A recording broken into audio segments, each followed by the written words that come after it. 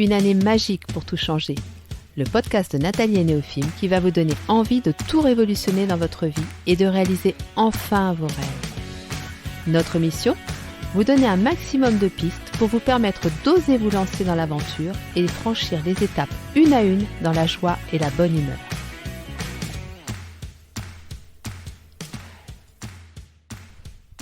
Bonjour à tous et bienvenue sur le podcast de Nathalie et Néophime. J'espère que vous vous portez tous bien en ce moment et je voulais déjà m'excuser pour le retard de publication de cet épisode. Alors, pour tout vous dire, je ne suis pas la seule responsable dans ce retard. Il se trouve qu'avec Deezer, ça fait 3 mois, et je crois que je vous en ai déjà parlé un petit peu, ça fait 3 mois que j'ai des gros soucis de publication. C'est-à-dire que mon hébergeur Ocha fait bien son boulot, il distribue mon épisode à toutes les plateformes qui le publient à l'instant même, sauf Deezer qui depuis 3 mois s'entête à ne pas publier mon épisode, enfin mes épisodes maintenant, parce qu'il y en a quand même eu pas mal depuis le mois d'août. Et je dois systématiquement leur envoyer un mail pour leur demander de le faire manuellement, sauf que plus ça va, plus ça prend du temps. Et que là, ils ont mis 5 jours à répondre. Et je vous cache pas que ça m'a découragée. Donc, pour être sûre que l'épisode soit bien publié, j'ai attendu pour enregistrer celui-ci. Parce que je me suis dit que si j'enregistrais celui-ci, je vous le publiais dans la foulée, tout serait mélangé et que ça serait la confusion totale. Voilà, donc ce que je vais faire à partir de maintenant, c'est que je vais proposer aux auditeurs de Deezer, et je sais que vous êtes environ 80%, donc c'est énorme, je vous invite à aller écouter le podcast sur notre site neophime.com qui lui est à jour. Maintenant, vous pouvez toujours l'écouter sur Deezer, mais sachez que du coup, les dates de sortie sont aléatoires et sont surtout selon le bon vouloir de Deezer. Et j'en suis vraiment désolée et je vous présente toutes mes excuses. Alors le thème du jour, zéro risque, pas pour moi, il est un petit peu provocateur quelque part parce que oui, je ne peux pas envisager ma vie sans prendre des risques, entre guillemets. Alors j'insiste bien sur les guillemets, vous allez comprendre après pourquoi. J'ai aujourd'hui 54 ans, j'ai déjà pas mal de recul sur ma vie, j'ai fait des erreurs, j'ai vécu des choses intenses, j'ai vécu des expériences incroyables. Et tout ça m'a amené à prendre conscience de quelque chose de très important et qui est lié justement à la notion de risque. Et j'avais très envie de vous parler de ça aujourd'hui. Parce que on est en ce moment dans une période où effectivement il y a plein de situations où on se demande si on doit prendre le risque ou pas.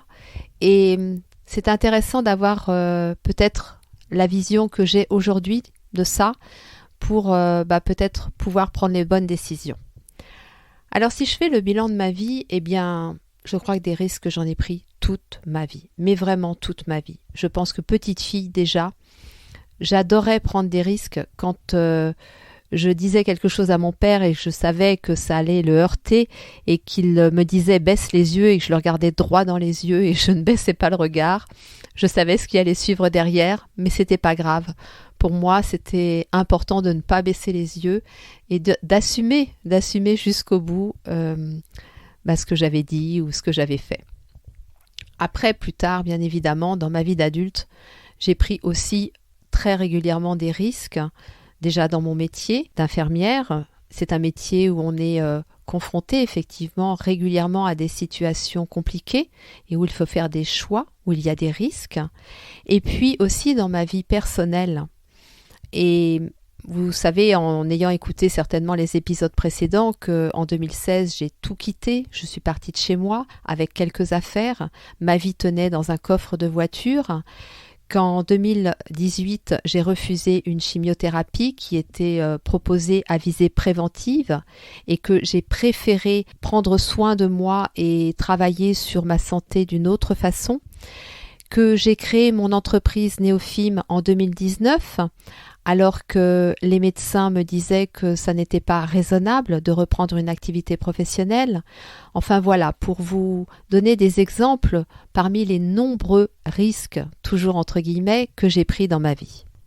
Alors, avant de vous donner ma vision du risque et comment je vois ça aujourd'hui, j'avais envie de vous dire que la notion de risque, elle est quand même utile parce que c'est elle qui va nous avertir d'un éventuel danger C'est elle qui va nous permettre d'analyser une situation pour laquelle on doit prendre une décision, et très souvent une décision très importante. Donc, il ne s'agit pas de balayer totalement cette notion de risque et de se dire que ça n'existe pas, même si moi ça m'arrive de le dire, mais ce sera toujours sur le ton de l'humour et puis un petit peu pour provoquer la personne en face et lui faire prendre conscience que peut-être que derrière ce risque il y a quelque chose de très positif. Mais c'est quand même important de garder à l'esprit que tout comme l'ego, vous savez, je vous ai souvent dit que l'ego n'est pas un vilain bonhomme, au contraire, eh bien la notion de risque, elle est là aussi pour nous protéger, pour nous dire attention, là il y a quelque chose à approfondir, il y a quelque chose à analyser, il y a quelque chose à regarder de plus près pour pouvoir avoir la juste attitude, la bonne décision. Maintenant, c'est vrai qu'il ne faut pas que cela nous bloque dans nos décisions. C'est-à-dire qu'il ne faut pas que l'on soit dans la suranalyse, il ne faut pas que l'on soit dans la surprotection, il ne faut pas qu'on se laisse envahir par nos peurs parce que sinon, cette notion de risque, elle va venir nous bloquer totalement dans notre vie. Elle va venir nous empêcher d'avancer. Et ce qui se passe, c'est que moi, quand je la sens présente, cette notion de risque, très rapidement, je me dis bon, qu'est-ce que mon cœur me dit? Qu'est-ce que je ressens comme émotion? Est-ce que j'ai bien conscience de tous les paramètres de la situation? Si ça n'est pas le cas, alors c'est ce que je vais faire. Je vais effectivement prendre conscience des éventuels dangers, des possibilités que peut m'offrir cette situation. Je vais aussi me connecter à mon cœur pour sentir comment ça vibre. Est-ce que ça vibre bien ou est-ce que ça vibre pas bien? Et puis à travers tout ça, donc je vais quand même prendre un petit peu de temps parce que je pense que clairement, quand la notion de risque est là, il est important de se poser, il est important de faire ce bilan. Et d'ailleurs, au sujet de bilan, je vous reparlerai de quelque chose à la fin du podcast, mais c'est vraiment important de prendre ce temps-là. Et puis après, quand on a pris ce temps-là, que l'on a conscience que l'on a bien tout analysé et qu'on sent que dans notre cœur, ça vibre vraiment positif, quoi. Ça vibre quelque chose de confortable, limite un petit peu excitant. On sent qu'il y a quelque chose qui nous stimule. Et bien là, on y va. Et on oublie la notion de risque, mais par contre, on s'ouvre à l'expérience. Et c'est là-dessus que je voudrais insister.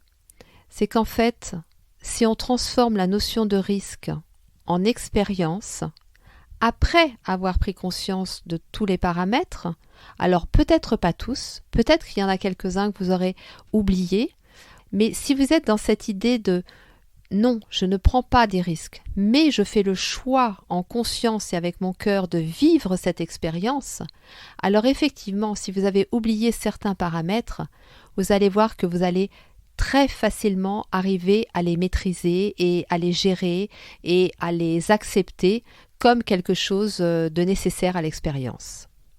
Si malgré tout ça, vous vous sentez vraiment bloqué, alors c'est qu'il y a des peurs. Et ces peurs, il faut travailler dessus. Il faut absolument chercher ce qui vous paralyse.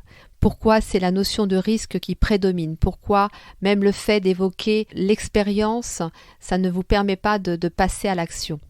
Alors, travaillez sur ces peurs. Travaillez seul, travaillez accompagné, mais vraiment faites-le parce que rester comme ça va vous priver de plein de choses merveilleuses. Et à travers tout ce que j'ai vécu, à travers les risques que j'ai pris et donc les expériences que j'ai vécues, oui, il y a eu des choses inconfortables, mais je peux vous dire que ces choses inconfortables ont été de grands maîtres dans ma vie. Et à côté de ça, j'ai vécu des choses merveilleuses et je suis tellement heureuse de les avoir vécues. Et je suis tellement reconnaissante vis-à-vis de moi-même d'avoir osé sauter du plongeoir, osé traverser cette zone de panique pour arriver dans la zone magique. Voilà, je ne peux que vous inviter à travailler sur ces peurs pour vous libérer de ça. Et parfois, il peut juste suffire de faire une première petite action. Quand je vous dis travailler sur ces peurs, commencez déjà par faire une première action vers cette situation qui vous appelle, mais pour laquelle vous sentez qu'il y a des risques. Eh bien, faites un premier pas. Vous savez, la philosophie des petits pas, le Kaizen des Japonais. je fais un premier petit pas et je vois comment ça se passe. Je vois comment ça se passe dans mon corps, les sensations que j'ai. Et si tout va bien, je fais un deuxième petit pas. Et comme ça, vous savez, il y a plein de choses que j'ai vécues comme ça. Entre autres, j'ai assisté à la finale de la Coupe du Monde de football en 2018 au Champ de Mars. Et c'était un jour où j'avais un peu de mal à tenir sur mes jambes. Donc je suis partie en voiture quand même, parce que j'arrivais quand même à conduire. Mais c'était la station debout prolongée qui était plus compliquée. Et puis c'est surtout que j'avais mal dans les jambes. Donc je suis partie avec mes béquilles. Mais en fait, j'ai fait ça étape par étape. C'est-à-dire que je suis partie de la maison, j'avais déjà 1 heure de route. Et j'avais des stations-service ou des aires d'autoroute sur le trajet. Donc je me suis dit, si ça va pas, je m'arrête. Et puis il y avait des sorties d'autoroute. Je pouvais très bien sortir et faire demi-tour et rentrer chez moi. Donc j'ai fait cette première étape de me dire, je vais déjà à Paris. Arrivé à Paris, j'ai trouvé à me stationner parce que j'aurais aussi pu ne pas trouver de stationnement. J'aurais fait demi-tour. J'ai trouvé à me stationner. Après, j'ai pris mes béquilles et avec ma fille Eva, on a marché. On a été jusqu'au Champ de Mars. Et pareil, de la même façon, si ça avait été trop pénible, trop douloureux, j'aurais fait demi-tour. Et en fait, j'ai fait tout ça. Et j'ai réussi. Alors, je vous passe les détails parce que ça a été beaucoup plus long et complexe que ça, parce qu'il a fallu rentrer après. Vous imaginez la foule qu'il y avait à l'entrée du Champ de Mars. De la même façon, on a trouvé une solution. Si on n'avait pas trouvé cette solution pour rentrer, on serait allé dans un café, on aurait regardé sur un écran. Enfin, c'est cette idée de se dire, j'ai envie de tenter l'expérience. Oui, effectivement, je peux avoir des peurs. Mais si je fais ça étape par étape, alors les peurs diminuent. Et de toute façon, dans tous les cas, j'aurais accompli au moins quelque chose. Je ne serais peut-être pas allée au bout de la démarche, mais j'aurais accompli quelque chose. Et ce quelque chose que j'aurais accompli me servira forcément pour la fois suivante. Et ça, c'est quelque chose à retenir aussi. C'est que parfois, ça m'est arrivé de ne pas aller au bout de ma démarche, de ne pas aller au bout de mon objectif. Mais j'avais été à la moitié. Et cette moitié-là, elle m'a permis la fois d'après d'avoir moins peur déjà, de savoir, de me dire, bon, la dernière fois, j'ai réussi à aller jusque-là, donc je sais que je peux. Et donc, je vais me mettre dans de bonnes conditions pour aller encore plus loin. Voilà, donc c'est vraiment comme ça qu'on peut avancer, c'est vraiment comme ça qu'on peut faire taire ses peurs et puis, vivre l'expérience pleinement. Donc voilà ce que je voulais vous partager au sujet de la notion de risque. C'est que pour moi, aujourd'hui, c'est vrai, elle n'existe plus. Alors quand je dis qu'elle n'existe plus, c'est qu'elle existe juste pour me dire « Attention Nathalie, avant de t'engager, prends bien connaissance de tous les éléments de cette situation. Et ensuite, vas-y, vis pleinement ton expérience. Parce que de toute façon, quoi qu'il arrive, tu vivras des choses positives. Et tu vivras des choses qui vont t'enseigner de grandes leçons de vie. » Alors c'est vrai qu'il y a une chose qui aide beaucoup par rapport à ça, ce sont les bilans. Et ça, je vous en ai déjà parlé l'année dernière, je vous en reparle là parce que c'est extrêmement important. Ces bilans, ils nous permettent de reconscientiser nos qualités, nos compétences, tout ce que l'on a accompli. Dieu sait si on accomplit énormément de choses et qu'on l'oublie. C'est-à-dire que aussitôt que l'on a fait quelque chose, on peut ressentir un peu de fierté sur le moment, et encore, parfois pas toujours, et puis très vite on oublie. Et moi, ce que je vous invite, c'est à me rejoindre dans l'atelier que je suis en train d'organiser. Et dans cet atelier, on va vraiment faire le bilan des 18 mois qui ont précédé. Alors pourquoi 18 mois? C'est en lien avec tous les cycles d'éclipses lunaires qui ont eu lieu depuis mai-juin 2020. Et ça va être très en lien forcément aussi avec toute cette période complètement abracadabrante que nous avons vécue. Et ce que je vous propose, c'est qu'à partir de là, quand on aura vraiment fait ce bilan de cette période, eh bien, on va pouvoir se projeter en 2022 avec beaucoup plus de clarté, avec beaucoup plus de motivation. On pourra identifier nos désirs les plus profonds et voir justement quelles actions mettre en place pour les réaliser. Et ça, étape par étape, pour faire taire nos peurs. Je vous assure que c'est un atelier que j'ai déjà proposé l'année dernière, qui est une vraie séance de coaching.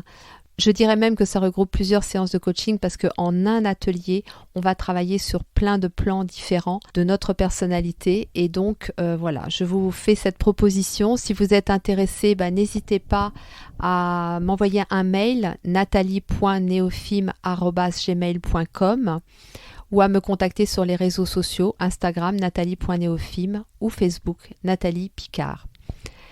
J'espère que cet épisode vous aura plu. Néophime et moi, nous vous invitons vraiment à prendre des risques en conscience avec votre cœur et à vivre de belles expériences. Nous vous envoyons beaucoup d'amour et nous vous disons à très vite.